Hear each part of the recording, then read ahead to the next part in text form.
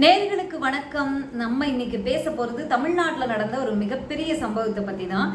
அது அரசியலா இருந்தாலும் எந்த ஒரு விஷயத்தையும் முதல்ல முன்னெடுக்கக்கூடிய ஒரு மாநிலமாக ஒரு நல்ல விஷயத்த, பாசிட்டிவான விஷயத்த, வளர்ச்சிக்கான விஷயத்த, அதாவது மாநில பாதுகாப்புக்கான விஷயத்த அப்படிங்கும்போது மகிழ்ச்சியா தான் இருக்கும் எல்லாருக்குமே. அந்த வகையில தான் நானும் இன்னைக்கு மகிழ்ச்சியா தான் இருக்கேன். சரி, தமிழக முதலமைச்சர், அதாவது அது எந்த கட்சியா வேணா அந்த போட்டோம், இன்னைக்கு திமுக ஆட்சியில் இருக்காங்க இல்லையா, ஒரு நல்ல விஷயத்த பண்ணா அதை பேசும் இல்லையா, அந்த வகையில தான் நம்ம பேசுறோம். திமுக கட்சி இன்னைக்கு ஆட்சியில இருக்காங்க. முதலமைச்சராக மு.க.ஸ்டாலின் இருக்காரு. அவருடைய அழைப்பை ஏற்று அவர் அனுப்பிய பிரதிநிதிகளான MP MLAக்கள் ஒவ்வொரு மாநிலத்துக்கு ஒவ்வொரு பிரதிநிதிகளை 2 நபர்களை அனுப்பி வச்சிருந்தாரு. ஏற்று 7 மாநில கட்சிகளை சேர்ந்தவங்க, ஆளுங்கட்சி எதிர்கட்சின்னு அந்த கட்சி மாநிலங்கள் இருக்கக்கூடிய அனைத்து கட்சியினருமே கிட்டத்தட்ட கலந்துகிட்டு இருக்காங்க. கிட்டத்தட்ட 29 கட்சியினரை சேர்ந்தவங்க இன்னைக்கு இந்த ஆலோசனை கூட்டத்தில் தொகுதி மறுசீரமைப்பதற்கு எதிரான, அதாவது ஃபேர் டீலிமிட்டேஷனுக்கு எதிரான இந்த கூட்டத்தில் எதிரான கோரிக்கை மறுசீரமைப்பு, இதை தள்ளி போடணும் அப்படிங்கிற அந்த ஒரு கண்டிஷன் வச்சு அந்த ஆலோசனை கூட்டத்தில் கலந்துருந்தாங்க. அவங்களுடைய கருத்துக்களை பகிர்ந்திருந்தாங்க. இது அனைத்து நேஷனல் ஊடகங்களுமே இன்னைக்கு தமிழ்நாட்டை நோக்கி தான் இருந்துச்சுன்னு தான் சொல்லணும். அவ்வளவு கவனம் பெற்ற ஒரு சம்பவம் தான் இன்னைக்கு நடந்திருக்கு. இதற்கு திமுக முன்னெடுத்திருக்கிறதே, அப்ப திமுக மீது பல்வேறு குற்றச்சாட்டுகள் இருக்கு. தமிழகத்துல சட்டம் ஒழுங்கு சரியில்லை, டாஸ்மாக் ஊழல், அந்த ஊழல், இந்த ஊழல்னு எதிர்கட்சிகள் சொல்றாங்க, குற்றச்சாட்டுகளை முன் வச்சிருக்காங்க. இடி சொல்லியிருக்காங்க. ஆனா இடிக்கே நீதிமன்ற நீதிபதி எவ்வளவு கேள்விகளை கேட்டிருந்தாங்க. பொய் சொல்லக்கூடாது அமலாக்கத்துறை அப்படின்லாம் நீதிபதி அவர்கள் காட்டமாக பேசியிருந்தாங்க. அதே மாதிரி கொடுத்த வாக்குறுதிகளை பலதை நிறைவேற்றல. ஆசிரியர்கள்ல இருந்து பல்வேறு அரசு ஊழியர்கள் போராட்டத்தில் ஈடுபட்டு இருக்காங்க. இப்போதான் அவங்களோட பேச்சுவார்த்தையெல்லாம் நடத்தி ஒவ்வொரு பிரச்சனையா முடிச்சுட்டு வராங்க. வாக்குறுதிகள் பல நிறைவேற்றல அப்படின்னு பார்க்கும்போது அதிமுக எல்லாம் வெள்ளை அறிக்கை எல்லாம் கேட்டிருந்தாங்க, பாஜக வெள்ளை அறிக்கை கேட்டிருந்தாங்க. அப்ப இந்த 3வது முறையாக ஆட்சியில் உட்கார்ந்து இருக்கக்கூடிய பாஜக என்னைக்கு வெள்ளை அறிக்கை கொடுத்தது? கடந்த முறை ஆட்சியில இருந்த அதிமுக என்னைக்கு வெள்ளை அறிக்கை கொடுத்தது?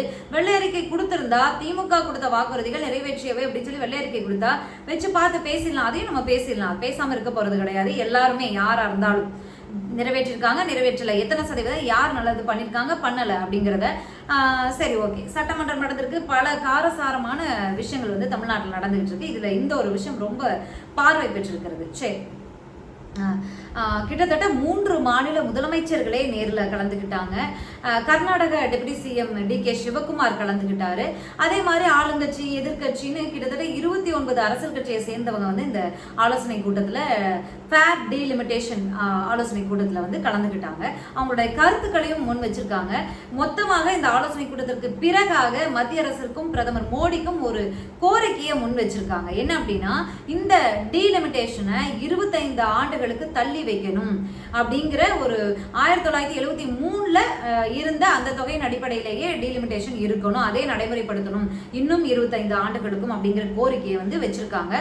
இந்த கோரிக்கைக்கான தீர்வை ஒப்புதலை நாடாளுமன்றத்தில் பிரதமர் மோடி அவர்களே அறிவிக்கணும் அப்படிங்கிற ஒரு கோரிக்கையும் வச்சிருக்காங்க. சரி, என்ன நடக்குது அப்படிங்கிறதெல்லாம் இனி பாஜக தரப்புல இருந்து என்ன பதில் கொடுக்கப்படுகிறது இதற்கு அப்படிங்கறத பொறுத்து தான் நமக்கு தெரிய வரும். சரி, இந்த ஆலோசனை கூட்டம் ரொம்ப சக்சஸ்ஃபுல்லா முடிஞ்சிருக்கு.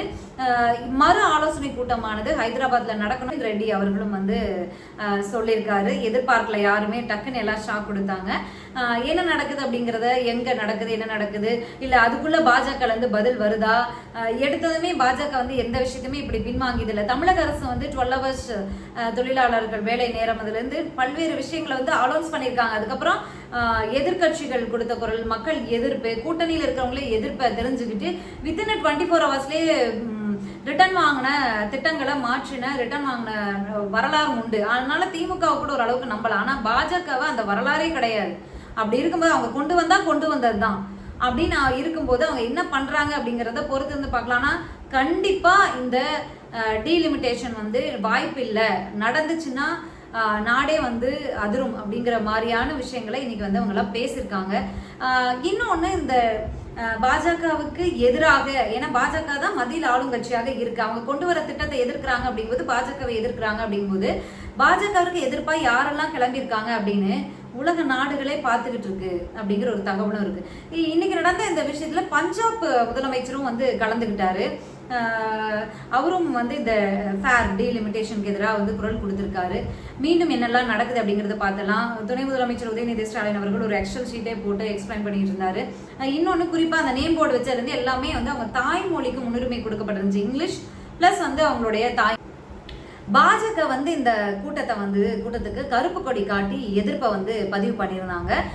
இன்னொரு விஷயம் என்னன்னா, அந்த மார்ச் 5ஆம் தேதி நடந்த அனைத்து கட்சி ஆலோசனை கூட்டத்திலேயே வந்து பாஜக கலந்துக்கல, பாஜக ஆதரவு கட்சிகளுமே கலந்துக்கல. அதற்கு ஒரு அறிக்கையே வந்து வெளியிட்டு இருந்தாரு அண்ணாமலை அவர்கள். அதுல என்ன கேட்டிருந்தாரு அப்படின்னா, இந்த தொகுதி மறுசீரமைப்பு அப்படிங்கிறது மக்கள் தொகை அடிப்படையில தான் நடைபெறுது அப்படின்னு ஒரு மிக பெரும் பொய்ய முதலமைச்சர் அவர்கள் பேசுறாரு. ஒரு உயரிய பொறுப்புல இருக்கக்கூடிய முதலமைச்சர் இப்படி பேசலாமா அப்படிங்கிற மாதிரி காட்டமான பதில வந்து முன் வச்சு பேசியிருந்தாரு. அமித்ஷா அவர்கள் கோயம்புத்தூர் இருந்தாரு. அப்ப கூட அவர் சொன்னாரே இப்படி நடக்காது அப்படிங்கிற விஷயத்தையெல்லாம் பேசியிருந்தாரு. அதுக்கு திமுகவினரும் அமித்ஷா அவர்கள் பேசின காணொலியை வந்து சோசியல் மீடியால வைரல் பண்ணிக்கிட்டு இருந்தாங்க. அமித்ஷா அவர்கள் என்ன சொன்னார் அப்படின்னா, தமிழ்நாட்டிற்கு குறையாது, கூடுவதற்கு வேணா வாய்ப்பு இருக்கு அப்படிங்கிற மாதிரி ஒரு விஷயத்த முன் வச்சிருந்தாரு, சொல்லியிருந்தாரு. அது சரி, நீங்க குறையாது கூடுவதற்கு வாய்ப்பு இருக்கு அப்படின்னு சொல்றீங்க. ஆனா வந்து புள்ளி மக்கள் தொகை அடிப்படையில ஆவரேஜா பார்க்கும்போது பல புள்ளி விவரங்கள் வெளியாயிருக்கு. அதன் அடிப்படையில பார்த்தா தமிழகம் உட்பட தென் மாநிலங்களுக்கு கிட்டத்தட்ட 8-9 பிரதிநிதித்துவம் 8-9 அப்படிங்கிற எண்ணிக்கையில குறைய வாய்ப்பு இருக்கு.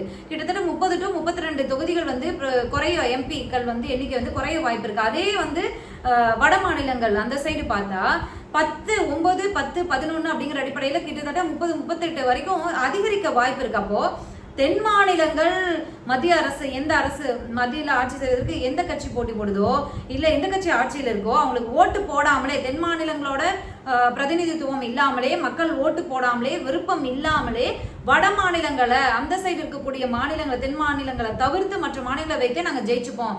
பாஜகவுக்கு எதிராக இருக்கக்கூடியது தென் மாநிலங்கள் தான். அவங்க தயவு எங்களுக்கு தேவையில்லை. அவங்க தேவையில்லாமலே அவங்களுடைய பிரதிநிதித்துவத்தை புடுங்கி அங்க கொடுத்து நாங்க வெற்றி பெற்றிருப்போம். எங்களுக்கு உங்க தயவே தேவையில்லை அப்படிங்கிற மாதிரி தான் வந்து அவங்களுடைய செயல்பாடு இருக்கு அப்படிங்கிற விஷயங்களை எல்லாம் எல்லா விவாதங்கள்லையும் எல்லா பாஜகவினரிடத்திலையும் கேள்வி வைக்கிறாங்க. மற்ற கட்சியினர், இதுல அனைத்து கட்சியினருமே அடங்குறாங்க.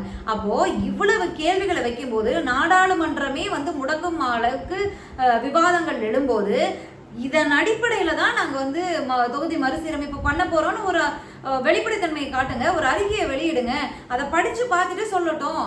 முதல்வர் அவர்கள் போய் பேசுறதா இருக்கட்டும், அனைத்து அந்த 7 மாநில முதல்வர் அவர்களும் போய் பேசுறதா இருக்கட்டும், இல்ல அந்த கட்சியை சேர்ந்த 7 மாநிலத்திலிருந்து இன்னைக்கு வந்திருந்தாங்க இல்லையா, அத்தனை கட்சியை சேர்ந்தவங்களும் போய் பேசுறதாவே இருக்கட்டுமே. அப்போ இவ்வளவு பேர் போய் பேசுறாங்கல்ல, உண்மை என்னங்கிறத நீங்க வெளியிட்டு இருக்க வேண்டியதானே. வெளியிட்டு இருந்தா தெரிஞ்சிருக்கும்ல இவங்க போய் பேசுறாங்கன்னு, ஏன் வெளியிடல அப்படிங்கிற ஒரு கேள்வி மக்கள் இடத்துல இன்னைக்கு எழுந்திருக்கு. மக்களே, சராசரி மக்கள் பல சேனல்ல வந்து மக்கள் கருத்து எடுத்திருக்காங்க. இதை வந்து மக்களே புரிஞ்சுக்கிறாங்க, மக்களே கேள்வி கேட்கிறாங்க. சரி, எப்படி நீங்க மறுசீரமைப்பு பண்ண போறீங்க அப்படிங்கறத வெளியிட்டு போங்க அப்படின்றாங்க. ஏன் பாஜகவினர் அது பண்றது இல்ல அப்படிங்கிற கேள்வி எழுந்திருக்கு. சரி, இன்னைக்கு வந்து சென்னை வந்த DK சிவகுமார் அவரிடத்துல அண்ணாமலை தொடர்பான அவருடைய விமர்சனம் தொடர்பான கேள்வி செய்தியாளர் முன் வச்சப்போ அவர் ஒரு பதில் சொல்லியிருக்காரு. என்ன அப்படின்னா, அண்ணாமலை வந்து எங்க மாநிலத்தில் வேலை செஞ்ச ஒரு அதிகாரி தான். எங்கள் மாநிலத்தில் அவர் நாங்கள் யார், எங்களோட பலம் என்ன அப்படிங்கிறது அவருக்கு நல்லாவே தெரியும். அவரை பற்றிலாம் ஏன் பேசுட்டு அப்படிங்கிற மாதிரி ஒரு பதிலை கொடுத்துருக்காரு. அவர் வந்து ஒரு பாஜகனுடைய ஒரு தேசிய கட்சியினுடைய மாநில தலைவராகவே அண்ணாமலை அவர்களை மதிக்கலை அப்படிங்கிறதும் இதுலேருந்து வெளிப்பட்டிருக்கு. சரி, என்ன நடக்குது அப்படிங்கிறத பொறுத்திருந்து பார்க்கலாம். சரி, இந்த விஷயத்தோட முடிக்க போயிட்டேன் நான். அது